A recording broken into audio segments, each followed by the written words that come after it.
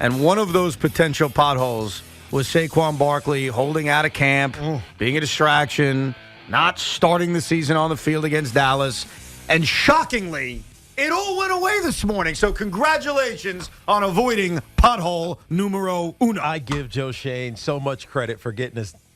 I'm going to call it a deal, but it's not really a deal because he's giving him $2 million in signing bonus that he was going to make already. The only new money is the $900,000 incentive, which may be likely to earn, may not be likely to earn, but it's insignificant relative to the money that Saquon has already made and it is going to make. But the biggest takeaway for me is that Joe Schoen pulled a masterclass on eliminating probably the only distraction outside of injury that could have affected the early part of this Giants training camp. And you give him credit because it looked like it could have gotten ugly with Saquon Barkley. We know the whole story with the offer that was offered during the regular season. He turned it down. You get into the free agency. It's not really going well. They're not really talking. So getting Daniel Jones' deal done allowed them to tag Saquon, which put him in with all these other guys who are disrespected. They don't have the love from their team. But the reality is, if you don't have to pay somebody, you're not going to pay somebody. And so Saquon is mad. Saquon's people are mad. Giants fans are, I don't know if they were mad, but they were just kind of, what do you scratch your head? You got to sign Saquon. Joe Schoen eliminated it, but it doesn't solve a long-term problem. It's just a short-term solution. Well, look, the Giants are in such a great spot. And if you're a Giant fan, you're in a great spot because the incentives given to Saquon Barkley are all tied to winning and Saquon playing really well. If they win and make the postseason, Giant fans are thrilled. They're going to the playoffs in back-to-back years for the first time in a decade and a half. If Saquon Barkley plays well, that's great. Again, it means the Giants are having success. And really, next year, Saquon's in the same situation, which is you're going to get tagged again. Yeah, well, I don't know. I don't know what the details of this deal are. Well, they didn't give him a non-tag. Yes. Like, they didn't promise him, hey, sign this, we won't tag you next year. They still have the ability to slap this on him a year from now. So, which makes me wonder why this got done. Because the only thing I can think is that Saquon didn't really want to hold out. You know, they had the running back Zoom call a couple days ago, and who knows what was actually discussed, but I'm assuming they were like, yeah, we can all hold out. Nick Chubb's over there. Dude, I got a contract. I'm not holding out. So I think that ultimately the only thing he could do was go to camp and ball, but it's hard to do that when everybody's telling you to hold out. Right. All of his peers are saying, you know, Josh Jacobs left Las Vegas yesterday morning. Yeah. He is definitely not showing up for training camp. Tony Pollard already signed. Austin Eckler, he's under contract. So the only one that could have done something were Josh Jacobs and Saquon Barkley. What I never understood, though, and I talked about this last week with Joe, I said, what are you holding out and what's it going to accomplish? You can't get a long-term deal. That deadline is passed. So I wondered aloud, hey, can the Giants give him anything? Is there anything they can throw to him to make him happy? And we found out, they can throw him something like this. And even though it may not seem like a lot, and you're right to say it ain't much, it's still better than what he would have gotten if he just simply signed the tag. He got something, and one thing I've learned is something is better than nothing. Yeah, well, I think that Saquon needed to save face in a sense, right? Just give him a reason, because he doesn't want to hold out. No, he wants to play. He's not Josh Jacobs. Josh Jacobs is like, screw y'all. I'm done. If you don't want me, if you don't want to pay me, I'm not going to be here. And he's holding out. He's going to hold out from the start of training camp. Hell, he might hold out to the beginning of the regular season. And he's in the same problem. He's holding out for what? I know. What's he getting? But he seems committed to holding out. Right. I don't think Saquon ever wanted to not be with his teammates. Right. And so the only way that this could have felt somewhat good was for the Giants to cave. And I put that, well, they had to cave to give him $2 million of money he was already going to make up front. Right. And, you know, obviously throw in the incentive, which, again, it's insignificant relative to the money he's made and that he's going to make this year, but it's something. Right. So it makes it feel like it's good. But at the end of the day, I don't think Saquon ever was really going to hold out. I really don't. I thought he was going to hold out a training camp just because he didn't want to work out, just to give himself a vacation for a few weeks. But, you know, it's funny. So, I mean, we'll get to this later because I was over at Jets camp today. And I was just talking to some of the guys there. Nate Hackett's, I love Nate Hackett. I'll say it every time I mention him because he's a great coordinator, and he got screwed last year. But that's not neither here nor there. But I'm chatting with Jaime, who's the president over there, and all these guys, and we're like, God, training camp is not what it used to be. These guys are going to be out here full pads. They're going to grind for an hour and 20 minutes, and then they're going to go in, they're going to get a lift, and then they're going to come back to have some meetings, and they're going to do a walkthrough, and then the day's over. Right. And it's just like, that doesn't feel like a lot to get prepared. I remember when I was in training camp, the reason I loved and hated it. I hated it because it was brutal. It was hot. It was 2-a-days, some days 2-a-days in pads. It was a grind. But I loved it because I knew I was preparing myself to have great seasons. And so if you're a great player like Saquon Barkley, the last thing you're doing is saying, I'm going to hold out for principle even though it's going to hurt me come week 12 or week 15. Is it going to hurt your week 12, week 15, though? I mean, does it? There's something to building yourself up and not getting hurt. Think of all the players that get hurt these days. I mean, it's almost weekly. You see a star hurt something in the NFL. Hamstring, groin. Hell, the Giants have had these issues for years, it feels like, with their wide receiving core. And I think part of it is it's a cliche, but they're not calloused, right? They're not building like this muscles, this strength, this resiliency, this ability to fight through these things, because it's going to happen. Right? As soon as you get hit, play one game, you're exerting at a level that you haven't been used to, even if you played in the preseason, your body just starts to wither and break. And the only way to push through it and have a 16, now 17-week healthy season is to have prepared yourself for it. So I don't think Saquon in the recesses of his mind wanted to miss camp because he knows. Yeah, I think that's. I mean, I'm just telling you, because I remember going through this. Like when I would miss a practice or 2 or 3 because I had an ankle injury or I pulled my groin. I was always pulling my groins early in camp. I always felt like, man, this is gonna hurt me at some point. Right. I guess we're just so used to hearing about players like Strahan in 07, basically holding out because he didn't want to go to camp. Yeah, but Strahan was 32. No, I get it. He'd been around for a while. He's like, bro, I can show up and be one of the best defense. And it was the greatest holdout ever because then they win the Super Bowl and basically at the parade, everyone's like, please come back. You never have to do training camp ever again. I think that's okay for vets. Yeah. That's okay for vets. Saquon's a vet. If he wanted to miss a few weeks, which we all thought, didn't we all think, hey, it's going to be a distraction. Guys are going to be asked about it. Don't worry, he'll be there week 1. He may miss a few weeks of camp. Like, did you expect that you were going to wake up on a Tuesday morning and find out I'm good to go? No, I did not. I did not expect this. And they're, a week away from going full camp. Is it next week? Next Tuesday? So they report today their first practice is tomorrow, but to your point, they don't put pads on for another week. So they got pads next week is when you really need to start. All right, this is what it's going to take. All right, this is where we go. It's go time. I don't think Saquon had any desire to miss any of that because that's when it gets grindy. Right? That's when it gets. All right, I need you to pick me up, man. I need you to have this day today. It's day 4 or 8.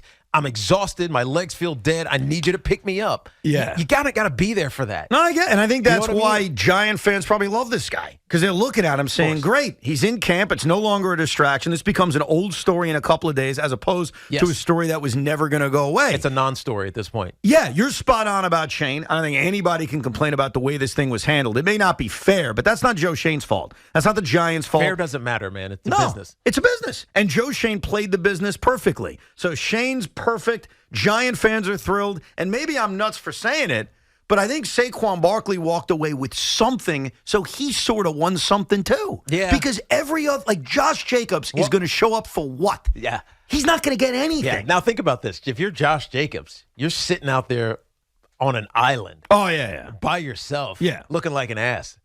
Seriously. Well. Seriously.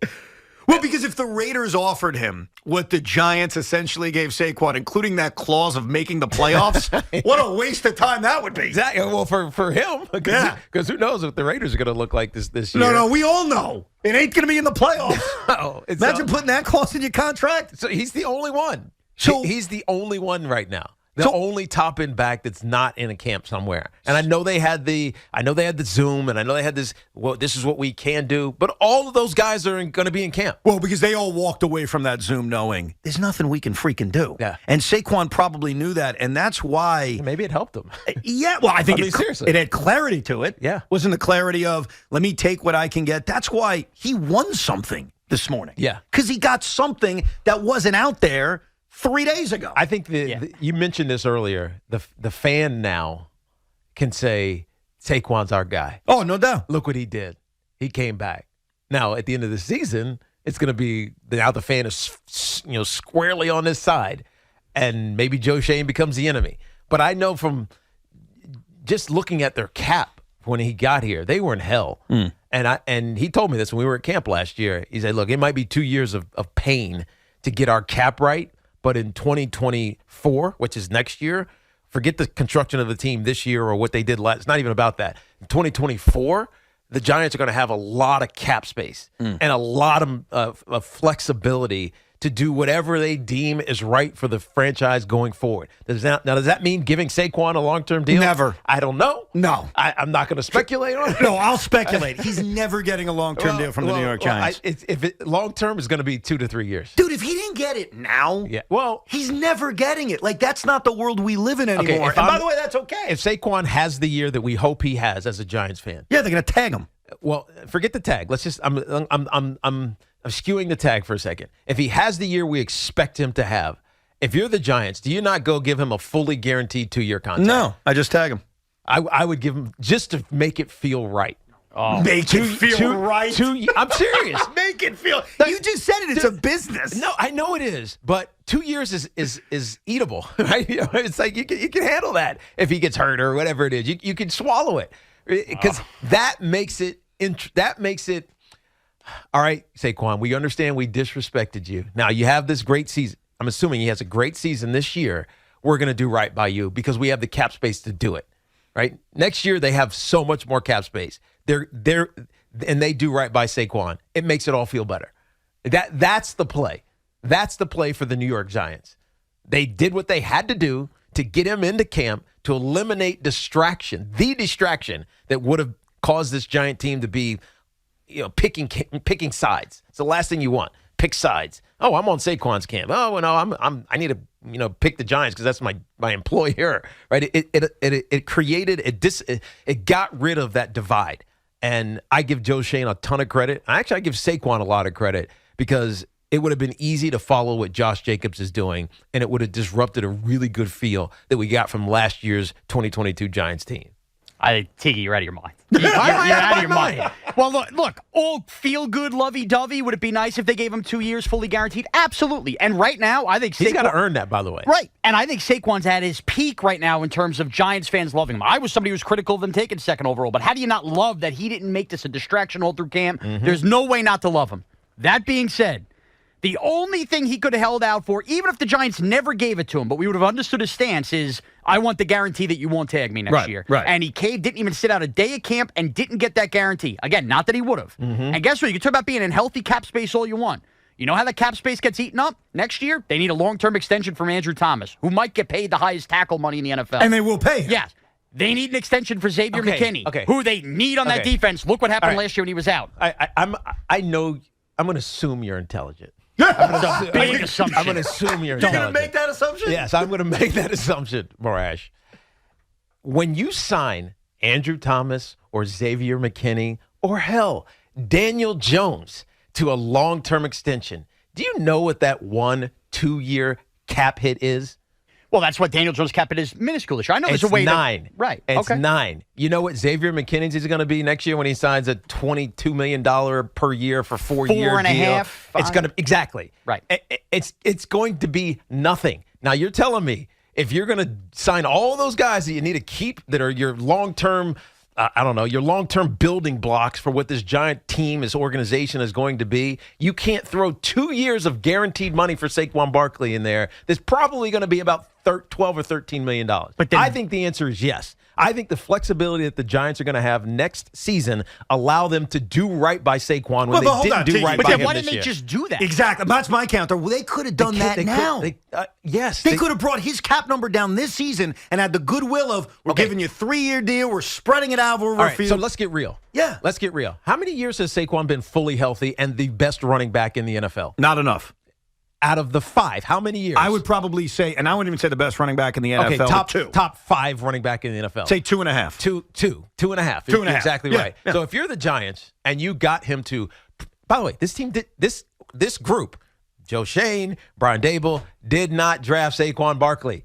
He was not there. They didn't draft Daniel Jones either, by the way. He was not. Quarterbacks are different. Quarterbacks are very different. And when I watched Aaron Rodgers today at Jet Camp, I was like, wow, this guy is special. Don't get me too excited right now. He is special. And him and Garrett Wilson have like a tether when they throw the ball, when he throws the ball. But anyway, quarterbacks are different. It's a different conversation. Yeah. It's a completely different, as you know. Everybody knows it's a different conversation. But Saquon Barkley is a elite player when he's healthy. So if you're the Giants and last year on a guy you didn't draft is in a prove-it year, his 5th-year option, and he goes and has that season, all you can say is, all right, I like what I saw. Yeah, but he's going. But you got to do it again. But Tiki, in fairness, he You goes gotta out. do it again. He does it again. All right, let's just say he does. He goes out and he has a monster year. Yep. He hits every one of incentives. He's amazing. Giants make the playoffs. Giants make the playoffs, get knocked out in the first round, whatever.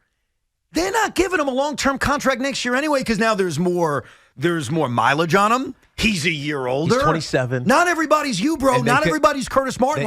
They don't view running backs. It's being proven around the league. I understand this. And the idea they're going to do it because they're nice? If he is fully healthy, has no issues, looks strong. Yeah, they're going to tag him. They may tag him, but they may not. They But may tag him and they may not because it might be more prudent to tag someone else. Just like this year it was more prudent to tag somebody else. Okay, but let me counter that. So the reason it was more prudent if they didn't work out a long-term deal with Daniel Jones to tag someone else is because they made the decision, rightfully so, like you said about quarterbacks being more important, that if we tag Daniel because we have to, and we let Saquon go to free agency, and there's one stupid team that gives him that contract, they'll wave goodbye. And I think it'd be the same thing next year. Yeah, to Saquon. I don't disagree. Because running backs are expendable, as every team in the NFL is announcing together in one big voice. That's why the idea, and it sounds nice. It sounds nice that WFAN would give us massive money and say, we just like you. You've been here for a long time. You work hard. But it's business. And the business says, I think Saquon got something so good for him, which is better than nothing. But spoiler alert, 1 year from now, he could rush for 2,000 yards. He can be Terrell Davis on steroids. Tag. Tag, you're it. Tag, you're it. Maybe. Unless they have to tag somebody else. And that's what it will come down to. And I don't think that they will because I'm just looking at their roster. It would only be Andrew Thomas is not up for it yet because he was a first rounder, so he still has.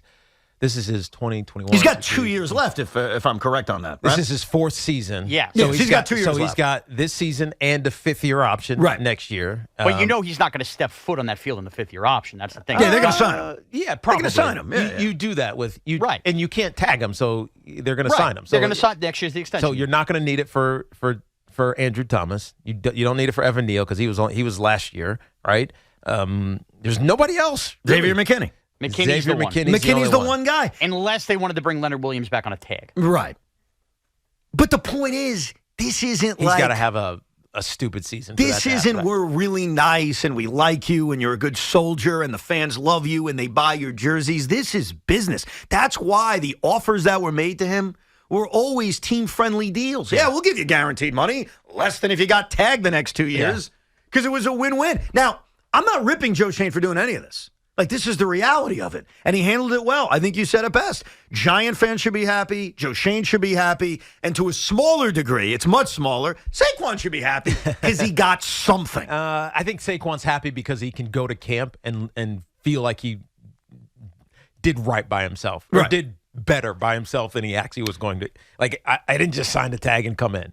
Yeah, I get you. We'll get your calls coming up about this, plus the Giant expectations. Today is the day of report date for veterans for Giant training camp. Tiki was at Jet Camp. We'll get an update on what he discovered, and we will get you ready for Subway Series Part 2, which begins tonight in a little less than 5 hours as the Yankees take on the Mets. And, of course, it's already become a staple one day in, Cinco de Fivo with Sean Morash coming up at 5 o'clock.